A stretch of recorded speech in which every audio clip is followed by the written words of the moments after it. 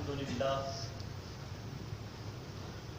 لله الذي أبدع الأفلاك والأرضين والصلاة والسلام على من كان نبيا وآدم بين الماء والطين وعلى آله وأصحابه أجمعين أما بعد فأعوذ بالله من الشيطان الرجيم بسم الله الرحمن الرحيم قال الله تبارك وتعالى فنجعل لعنة الله على الكاذبين صدق اللہ العظیم۔ گرامی قدر حضرات، معزز محترم سامعین و حاضرین، موضوع گفتگو ہے کیا جھوٹ کے بغیر کاروبار ممکن نہیں ہے؟ احباب گرامی، جس معاشرے کے اندر میں اور آپ زندگی گزار رہی ہیں، یہاں پر احکامات خداوندی کو بڑی ڈھٹائی سے توڑا جا رہا ہے، اور جہاں پر اللہ اور اس کے رسول کے فرامین کی بہت زیادہ مخالفت کی جاتی ہے، اور بڑی ایسی برائیاں ہیں جن کے اندر انسان ملوث ہے، وہیں پر ایک بہت بڑی معاشی، معاشرتی، اخلاقی معاملات کے اعتبار سے، ہر اعتبار سے ایک برائی ہے جسے جھوٹ کہا جاتا ہے۔ اور جھوٹ جو ہے وہ انسان کی زندگی کے تمام شعبہ جات کے اندر ایک روگ کی طرح انسان کی زندگی کو لاحق ہے، اور آپ اس چیز کا اندازہ ایک چھابڑی والے سے لے کر ایک اوپر والے بڑی بڑی مارکیٹوں تک، اور ایک جو ہے وہ چھوٹے پیمانے کے کاروبار سے لے کر بڑے بڑے صنعتی اداروں تک، اور ایک قریہ سے ایک قصبہ تک، ایک قصبہ سے ایک شہر تک، اور شہر سے پورے ملک تک، اور ملک سے دنیا کے عالم اسلام میں خصوصی طور پر یہ مرض بہت زیادہ عام ہے کہ جھوٹ جو ہے وہ اس قدر مروج ہو چکا ہے کہ عوام الناس کی نظر میں اب اس سے چھٹکارا پانے کی بجائے ایک بڑی جو ہے وہ عجیب سی بات کی جاتی ہے۔ لوگ کہتے ہیں جناب اس سے کیسے بچیں، اس کے بغیر اب کام نہیں چلتا۔ یہ بھی بات لوگ کرتے ہیں، کہتے ہیں کہ اس کے بغیر اب کاروباری دنیا ممکن نہیں ہے۔ تو یہ جو ایک سوال ہے اور یہ جو ایک اعتراض ہے کہ کاروباری دنیا اس کے بغیر ممکن نہیں ہے، ایسے لوگوں سے ایک بڑا عام سا سوال ہے جو کہتے ہیں اس کے بغیر کام نہیں چلتا۔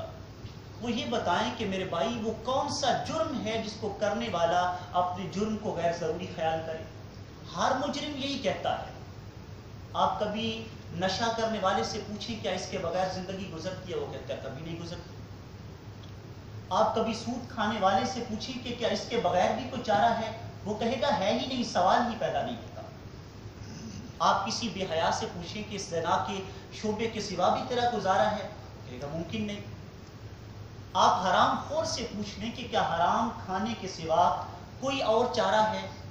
وہ کہے گا نہیں جناب یہ بہت عام ہو چکا، اس سے بچا نہیں جاتا۔ سود کھانے والے کا بھی یہی جواب ہے، وہ بھی کہے گا کہ اس کے سوا تو چارہ کوئی نہیں۔ تو کیا مطلب ہے کہ ہم تمام جرائم کی راہ کھول دیں اور کہیں کیونکہ یہ معاشرے کے اندر اتنے مروج ہیں کہ ان کے بغیر چارہ کوئی نہیں، لہٰذا یہ جرم کر لیے جائیں؟ ایسا نہیں، بلکہ ہمیں منمانی کی زندگی نہیں گزارنی، بلکہ رب اور اس کے رسول کے قوانین کے مطابق زندگی گزارنی، اور یہ نہیں دیکھنا کہ اس کے ساتھ ہم اپنے معاملات کو کتنا چلا رہے ہیں، یہ دیکھنا ہے کہ جھوٹ بولنے والے پر اللہ کی لعنت کتنی برستی ہے۔ رب ذوالجلال ارشاد فرما رہا ہے کہ جھوٹوں پر اللہ کی لعنت ہے۔ زمین کے اوپر بندہ پھر رہا ہو اور وہ اپنے بڑے داؤ پیچ کھیل رہا ہو کہ میں کاروبار دنیا کے اندر، میں اپنے معاملات کے اندر کسی کو اپنے مد مقابل آنے نہیں دیتا، وہ اس گمنڈ کے اندر ہے، اور ادھر رب کی طرف سے اس پہ لعنت برسے تو انسان کے پلے کچھ نہیں رہتا۔ احباب گرامی، پھر یہ بھی دیکھنا ہے کہ آپ معاملات کے اندر دیکھیں کہ جھوٹ کو کتنا زیادہ فروغ دیا جاتا ہے۔ ایک عام بات ہوگی بلا وجہ، آپ کسی سے سودا لینے جائیں گے، اس سے سودے کا بھاؤ پوچھیں گے تو وہ بلا وجہ قسم اٹھا لے گا، وہ کہے گا جناب یہ مجھے تو قسم ہے اللہ کی، اس کے اتنے میں تو مجھے خود نہیں پڑتا۔ بھائی تم سے کسی نے پوچھا ہے؟ بلا وجہ انسان قسمیں کھانا اتنا آسان ہو چکا ہے، یعنی اتنا زیادہ رب ذوالجلال کے نام کو معمولی خیال کیا جاتا ہے کہ دنیا کے ٹکے کمانے کے لیے اس نام کو استعمال کرو، کام چل گیا تو ٹھیک ہے، وگرنہ پھر بھی کیا ہو جائے گا۔ یعنی ہم اس بات پہ توجہ ہی نہیں کرتے کہ رب ذوالجلال کے نام کو یوں اپنے جھوٹے دندے کے لیے استعمال کرنا کتنا قبیح جرم ہے۔ صحیح مسلم کی روایت ہے، حضرت ابو ہریرہ رضی اللہ تعالیٰ عنہ، آپ اس کے راوی ہیں، رسول کریم صلی اللہ علیہ وسلم نے ارشاد فرمایا، ثلاثۃ لا یکلمہم اللہ یوم القیامہ ولا ینظر الیہم ولا یزکیہم ولہم عذاب علیم۔ فرمایا 3 بندے ایسے ہیں جن سے روز قیامت رب ذوالجلال کلام نہیں فرمائے گا، اور کلام بھی نہیں فرمائے گا، ولا ینظر الیہم، ان کی طرف نظر رحمت بھی نہیں فرمائے گا، ولا یزکیہم، اور ان لوگوں کو پاک بھی نہیں کرے گا۔ ان لوگوں کے پلے کیا رہ جائے گا جن کو ان کا رب نہ دیکھے، جن کو ان کا رب پاک نہ کرے؟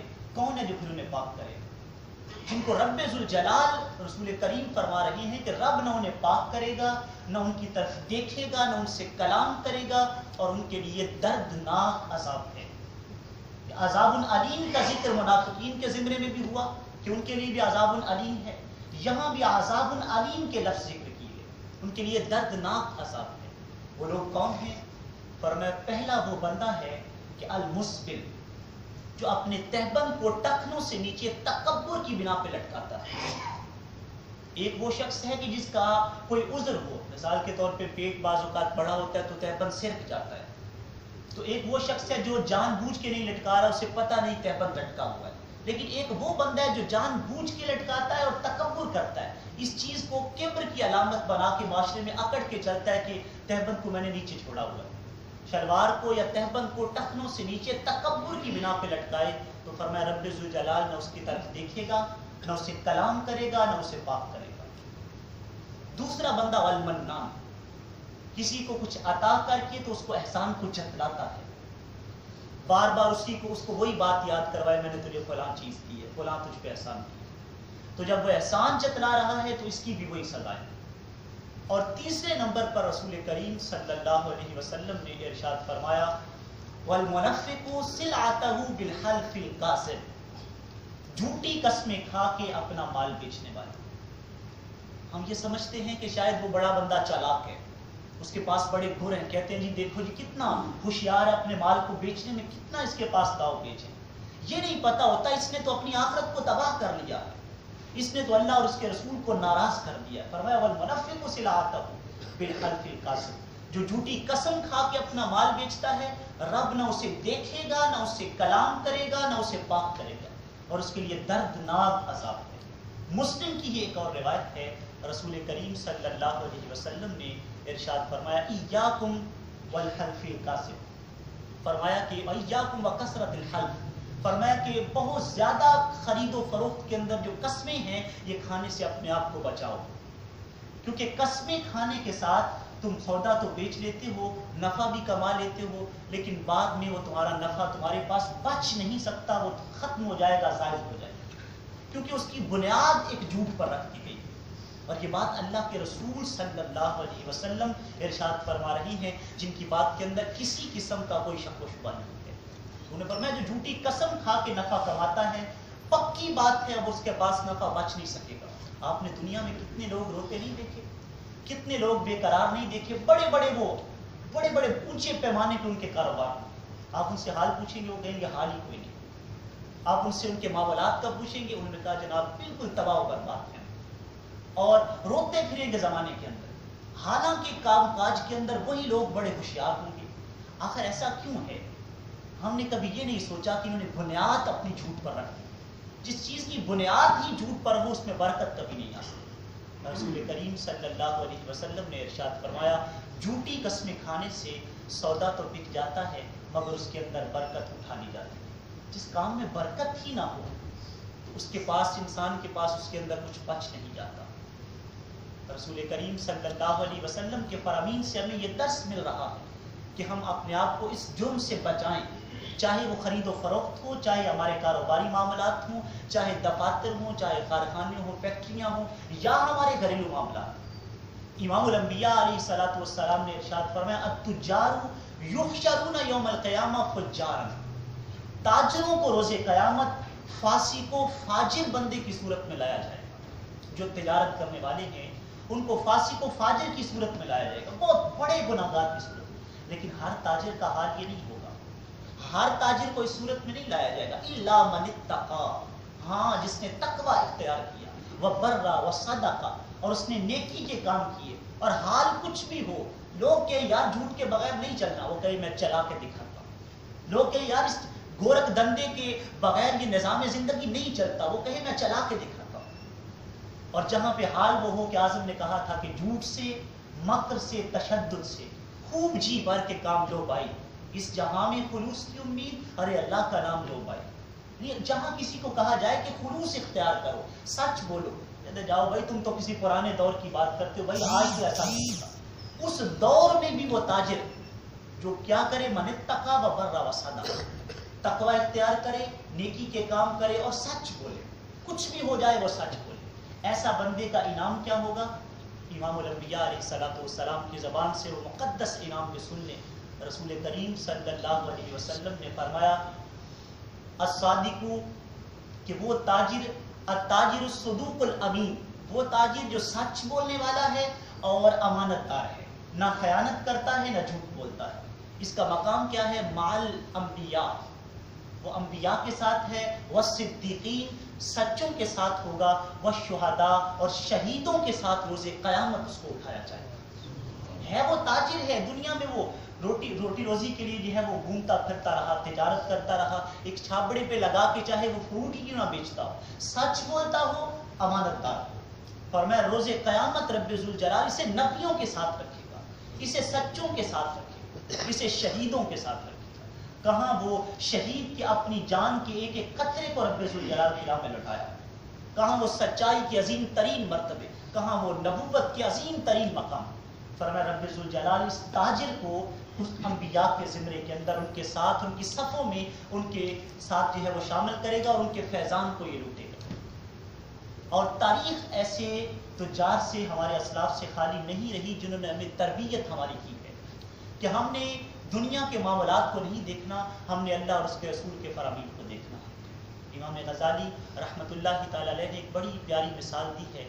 آپ فرماتے ہیں حضرت امام محمد المنقدر رحمۃ اللہ تعالی علیہ بڑے عظیم آپ اللہ کے ولی بھی تھے، اور بہت بڑے پیمانے پہ آپ کا تجارت کا کاروبار بھی تھا.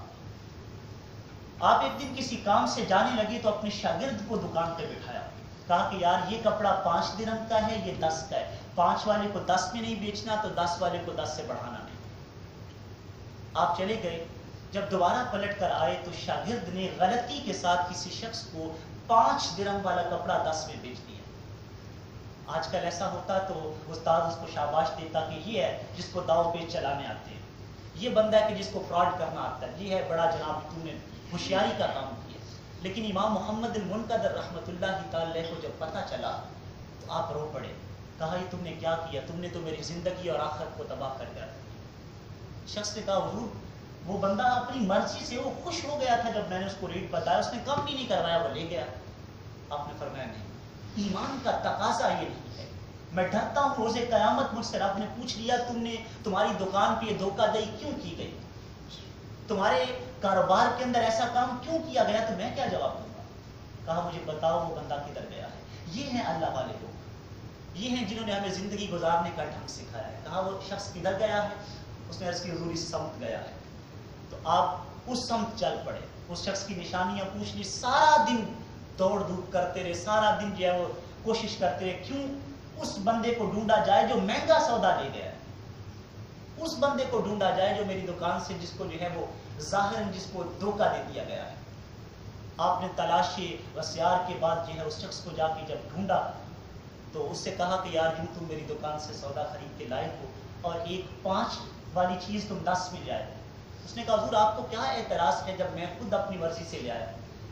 کہا مجھے اعتراض اس لیے ہے میں ڈرتا ہوں کہیں میرے مالک مجھے اس بارے میں پوچھنا نہیں، اگر میرے رب نے پوچھ لیا تو میں کیا جواب دوں.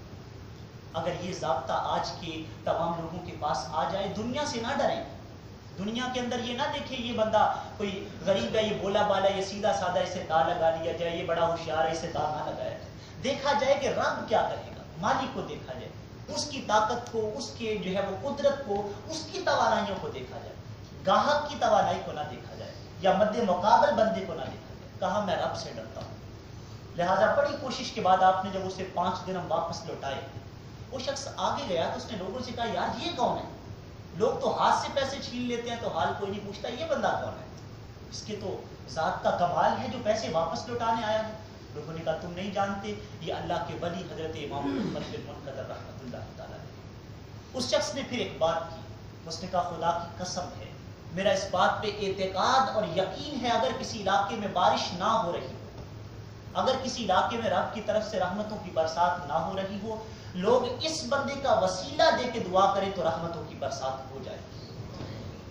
یہ وہ لوگ ہیں جن کی زندگی اللہ اور اس کے رسول کے فرامین کے موافق گزرتی ہے۔ اپنی زندگی کو اللہ اور اس کے رسول کے فرامین کے تابع کریں، چاہے کوئی بھی معاملات ہوں، جھوٹ سے بچا جائے۔ یہ اتنا کبھی جرم ہے، رسول کریم صلی اللہ علیہ وسلم نے ارشاد فرمایا اذا کذب العبد تباعد عنہ الملک میلا من نتن ما جاء به۔ جب بندہ جھوٹ بولتا ہے وہ سمجھتا ہے میں نے بڑا ہوشیاری کا کام کیا ہے، لیکن ہوتا کیا ہے، فرشتہ جو اس کی زبان کی باتیں لکھنے کے لیے ہے وہ اس سے 1 میل دور چلا جاتا ہے۔ کیوں؟ کیونکہ اس سے بو ہی اتنی زیادہ آتی ہے، فرشتہ بھی اس کے پاس ٹھہرنا گوارا نہیں کرتا۔ حضرت عمر بن عبدالعزیز رحمۃ اللہ تعالی علیہ آپ فرمایا کرتے تھے لوگوں جب سے میں نے ہوش سنبھالا ہے میں نے کبھی جھوٹ نہیں بولا۔ یہ اللہ والے ہیں جنہوں نے ہمیں پیام زندگی دیا۔ پھر رسول کریم صلی اللہ علیہ وسلم کا ایک فرمان ہے، فرمایا کہ جھوٹ سے اپنے آپ کو بچاؤ، کیونکہ جھوٹ جو ہے وہ تباہ کرتا ہے اور سچائی ہمیشہ نجات دیتی ہے۔ سچ میں نجات ہے اور جھوٹ میں تباہی ہے۔ بظاہر انسان کو جتنے بھی سب اسباب نظر آئیں، کامیابی سچ کے اندر ہے۔ اللہ تعالی ہم سب کی حاضری کو اپنی بارگاہ میں قبول فرمائے اور اقبال کی اس شعر کا مصداق بنائے کہ کرتا ہوں وہی بات سمجھتا ہوں جسے حق، نہ ابلہ مسجد ہوں نہ تہذیب کا فرزند، اپنے بھی خفا مجھ سے ہیں بیگانے بھی ناخوش، میں زہر حلاحل کو کبھی کہہ نہ سکا کن، مشکل ہے کہ ایک بندہ حق بین و حق اندیش، خاشاک کے تودے کو کہے کو ہے دماتن۔ اللہ تعالی ہم سب کو دین کا صحیح فہم عطا فرمائے، آمین۔ وآخر دعوایا ان الحمد للہ رب العالمین۔